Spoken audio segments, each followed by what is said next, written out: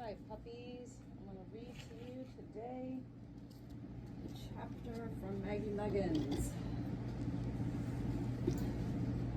Maggie and the Red Rose. Maggie Muggins' eyes were twinkling as she raced down the garden path to Mr. McGarity. She was singing a Maggie Muggins song, and her song was, "Tra-la-la-la-la-la-lee, here comes Maggie Muggins, me. Tra-la-la, oh middle diddle, Maggie Muggins has a riddle." Mr. McGarity laughed as he stopped his work and leaned on his red-handled hoe. "And as I suppose I'm to answer the riddle, Maggie Muggins," he said.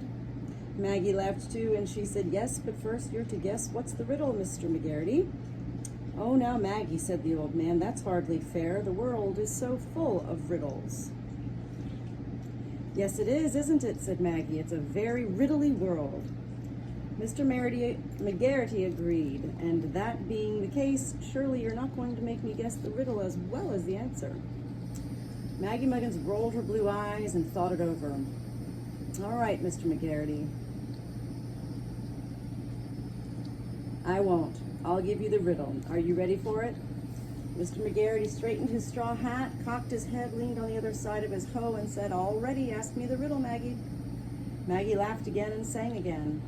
"Tra-la-la-la-la-la-lee, I was in the rose garden, and what did I see? It was growing in a flower bed, and it had thorns, and it was red. What was it?" "A red rose," said Mr. McGarity. "Oh, Mr. McGarity," squealed Maggie in delight, "you're wonderful. You guessed at first guess. It was a red rose, and the most beautiful red rose that ever grew in a rose garden. It's just a bud yet, but it's such a big bud. It's almost as big as a big potato, Mr. McGarity." My, said the old man. "That is a big bud." "Yes," said Maggie, "and do you know something? That bud seemed to have eyes just like a potato." "No." "Yes, except that there were only two eyes."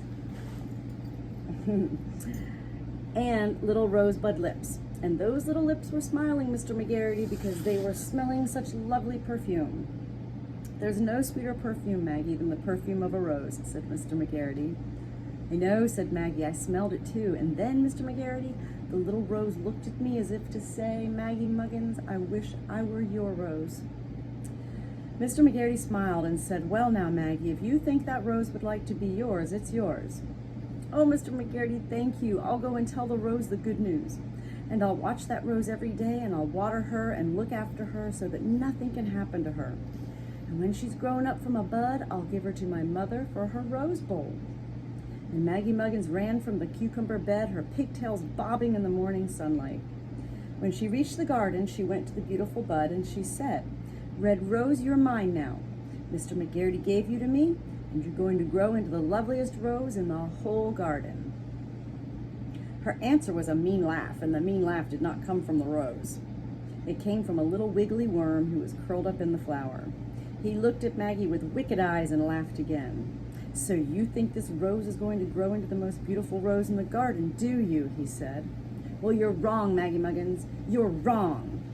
Maggie gasped. She could not find words to answer him, so he went on.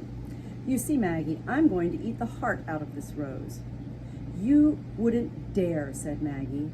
"Who is there to stop me?" asked the worm. "Me," said Maggie. The worm laughed wickedly again. "And how are you going to do it? I'm too quick for you, Maggie. If you reach out for me, I'll dive into the center of the flower, and you'll have to tear it apart to get me."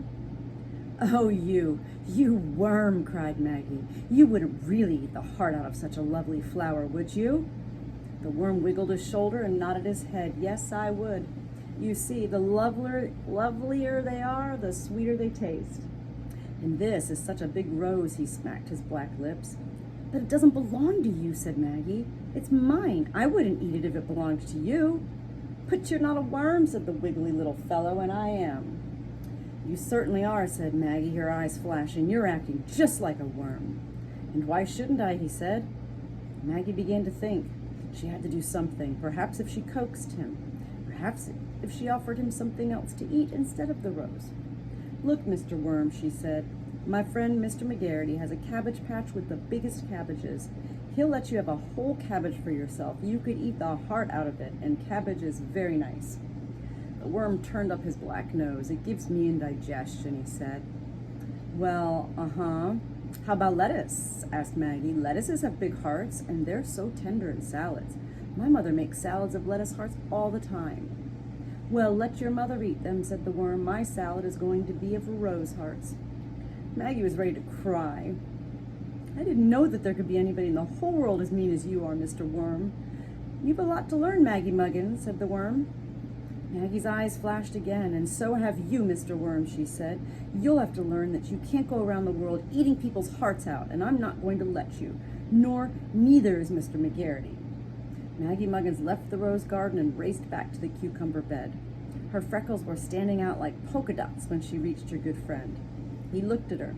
He could tell she was almost in tears, and so he said, Maggie, what on earth has happened? Maggie bit her lip. It's something terrible, Mr. McGarity. You know my red rose? I certainly do, said Mr. McGarity. You don't mean to tell me something has happened to your rose? Not yet, said Maggie, but something's going to. Mr. McGarity, there's a worm in it. No. Yes, a wiggly worm, and he has the meanest laugh, and he's going to eat the heart out of the rose. He told me so, and he said I couldn't stop him either. He said if I reached out to get him, he'd dive down inside. I see, said Mr. McGarity. He's a smart fellow, isn't he? He knows that after he's inside the rose, you'd have to tear it apart to get him. Maggie nodded her head. She knew Mr. McGarity would understand. But I told him, Mr. McGarity, said Maggie, that he couldn't go around the world eating out people's hearts. I told him there were other people who would stop him, and those people were Maggie Muggins and Mr. McGarity. Mr. McGarity looked at Maggie sharply. Maggie, I'm afraid I can't help. I don't know how to cope with worms. But you've got to cope, Mr. McGarity. We've got to save that rose. Mr. McGarity knew Maggie was right. They'd have to do something. So he began to think. Maggie, he said, we've got to find someone who can get to the heart of